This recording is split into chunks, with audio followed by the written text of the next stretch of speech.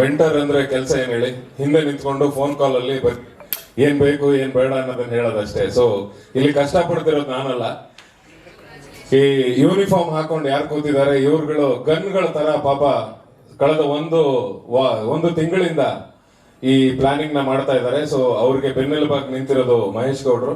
ನಾವು ಬರೀ ಸೆಲೆಬ್ರಿಟಿ ಹೆಸರು ಒಂದಿರುತ್ತಲ್ಲ ಆ ತರ ಬಂದು ಹೋಗುವಂತ ಒಂದು ಕಲಾವಿದ ಅಷ್ಟೇ.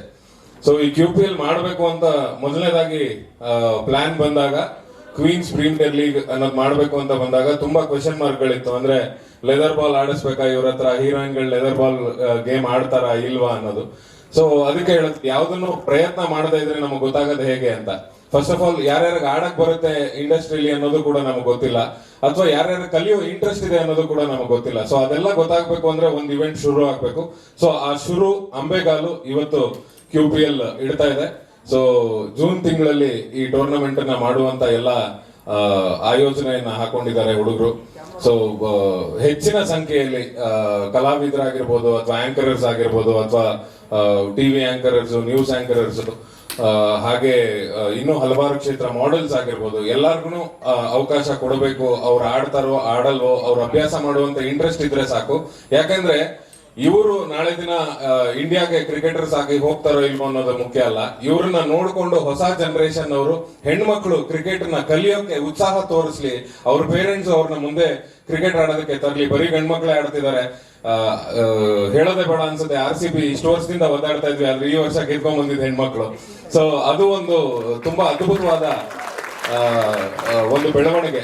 ಸೊ ಈ ಬೆಳವಣಿಗೆ ನಿಮ್ಮಂತ ಕಲಾವಿದರು, ಯಾರ್ಯಾರು ಹೀರೋಯಿನ್ಸ್ ಇವತ್ತು ಸಪೋರ್ಟ್ ಮಾಡೋದಕ್ಕೆ ಇಲ್ಲಿ ಬಂದು ನಿಂತಿದ್ದೀರಿ, ನಿಮ್ಮಿಂದ, ನಿಮ್ಮ ಹಾರೈಕೆಯಿಂದ ಅಥವಾ ನಿಮ್ಮನ್ನ ಉತ್ತೇಜನ ಪಡ್ಕೊಂಡು ಹಲವಾರು ಹೆಣ್ಮಕ್ಳು ಶಾಲೆಯಿಂದ ಆಗ್ಲಿ ಕಾಲೇಜ್ಗಳಿಂದ ಆಗ್ಲಿ ಕ್ರಿಕೆಟ್ ನ ಅಭ್ಯಾಸ ಮಾಡಿಕೊಂಡು ಅವರು ಕೂಡ ಇಂಡಿಯಾ ತಂಡಕ್ಕೆ ಆಡಬೇಕು ಅನ್ನೋದು ನಮ್ಮ ಆಶಯ. ಅದಕ್ಕಾಗಿ ಈ QPL ನ ಆರ್ಗನೈಸ್ ಮಾಡ್ತಿರೋದು. ಸೊ ಸುಮಾರು ಜನಕ್ಕೆ ಯೋಚನೆ ಇರುತ್ತೆ, QPL ಅಂತ ಇವ್ರೇನೋ ಶುರು ಮಾಡ್ತಾರಪ್ಪ, ಇವರೆಲ್ಲ ದುಡ್ಡು ಮಾಡಕ್ ಶುರು ಮಾಡ್ತಾರೆ ಅಂತ. ಈ ಡಿಸ್ಕಷನ್ಸ್ ಕೂಡ ಆಯ್ತು, ಇವ್ರು ದುಡ್ಡು ಮಾಡಕ್ ಮಾಡ್ತಿದ್ದಾರೆ. ಹಲವಾರು ಕಾರ್ಯಕ್ರಮಗಳು ಇದೇ ತರ ನಡೀತಾ ಇದೆ ಇಂಡಸ್ಟ್ರಿಯಲ್ಲಿ. ಸೊ ಇವರು ಕೂಡ ಅದ್ರ ಜೊತೆಲಿ ಒಬ್ರು ದುಡ್ಡು ಮಾಡಕ್ ಹೊರಟಿದ್ದಾರೆ ಅಂತ ಖಂಡಿತವಾಗ್ಲೂ ಇಲ್ಲ. ಇದರಿಂದ ಏನ್ ಬರುತ್ತೆ ಅಷ್ಟು ಹಣವನ್ನ ಆಗ್ಲೇ ಹೇಳಿದ್ರು. ರಂಗ ಸೌರಭ ಅನ್ನುವಂಥದ್ದು ನನ್ನ ತಂಡ 25 ವರ್ಷಗಳಿಂದ ರಂಗಭೂಮಿಗೋಸ್ಕರ ಕೆಲಸ ಮಾಡ್ಕೊಂಡ್ ಬಂದಿದೆ. ಈ ವರ್ಷ ನಮ್ಮ ತಂಡಕ್ಕೆ 25 ತುಂಬಿದೆ. ಸೊ ಆ ತಂಡದಿಂದ ಪ್ರತಿ ವರ್ಷ ನಾವೊಂದು ಕಾಲೇಜು ಮಕ್ಕಳಲ್ಲಿ ರಂಗಾಸಕ್ತಿಯನ್ನ ಬೆಳೆಸಬೇಕು. ಅಂದ್ರೆ ಯಾವತ್ತು ಪಿಲ್ಲರ್ ಗಟ್ಟಿ ಇದ್ರೆ ಬಿಲ್ಡಿಂಗ್ ಗಟ್ಟಿಯಾಗಿರಕ್ ಸಾಧ್ಯ. ಸೊ ಅಭ್ಯಾಸ ಅನ್ನೋದು, ಆಕ್ಟಿಂಗ್ ಕೋರ್ಸ್ ಅನ್ನೋದು ಹೆಣ್ಮಕ್ಳಿಗಾಗ್ಲಿ ಗಂಡ್ಮಕ್ಳಿಗಾಗ್ಲಿ ನಾವು ಕಾಲೇಜ್ ಮಟ್ಟದಿಂದ, ಶಾಲೆ ಮಟ್ಟದಿಂದಾನೇ ಶುರು ಮಾಡಿದ್ರೆ ನಮ್ಗೆ ಅದ್ಭುತ ಕಲಾವಿದರು ಸಿಗ್ತಾರೆ. ನಾವು ಬೇರೆ ಭಾಷೆಯಿಂದ ಕಲಾವಿದರನ್ನ ಕರ್ಕೊಂಡ್ಬಂದು ಇಲ್ಲಿ ಆಕ್ಟ್ ಮಾಡಿಸುವಂತ ಅನಿವಾರ್ಯತೆಗಳಿರಲ್ಲ.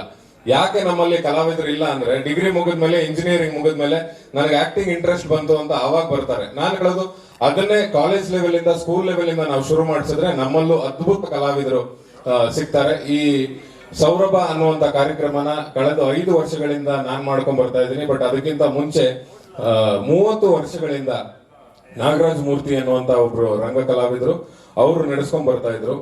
ಹಲವಾರು ಈ ಸೆಮಿಸ್ಟರ್ಗಳ ಕಾರಣಗಳಿಂದ ಮಧ್ಯದಲ್ಲಿ ಒಂದು 6-7 ವರ್ಷ ಅವರು ನಿಲ್ಸಿದ್ರು.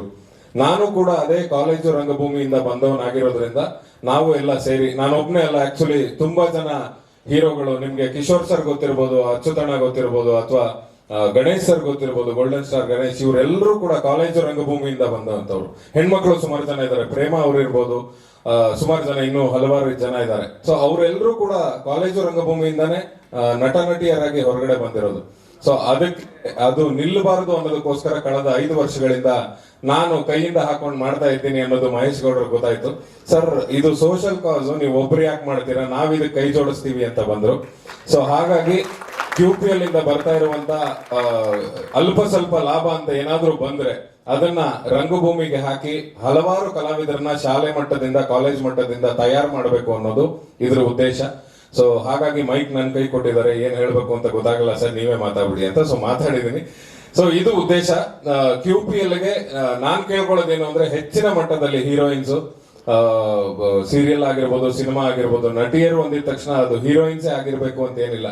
ಯಾವುದೇ ಹಂತದ ನಟಿಯರಾಗಿದ್ರು ಕೂಡ ನಿಮ್ಮನ್ನ ಫಾಲೋ ಮಾಡುವಂತ ಹಲವಾರು ಸಾವಿರಾರು ಜನಗಳಿರ್ತಾರೆ. ಸೊ ಅದರಲ್ಲಿ ನಿಮ್ಮನ್ನ ಫಾಲೋ ಮಾಡುವಂತ ಒಂದು ಮಗುಗೆ ನಾನು ಕ್ರಿಕೆಟ್ ಆಡಬೇಕು ಅನ್ನೋ ಇಂಟ್ರೆಸ್ಟ್ ಬಂದ್ರೆ ಅದು ಈ QPL ನ ಸಕ್ಸಸ್. ಸೊ ಆ ಸಕ್ಸಸ್ ನೀವೆಲ್ಲರೂ ಕೈ ಜೋಡಿಸ್ತೀರಾ ಅಂತ ಅನ್ಕೊಂಡಿದ್ದೀನಿ. So thank you so much.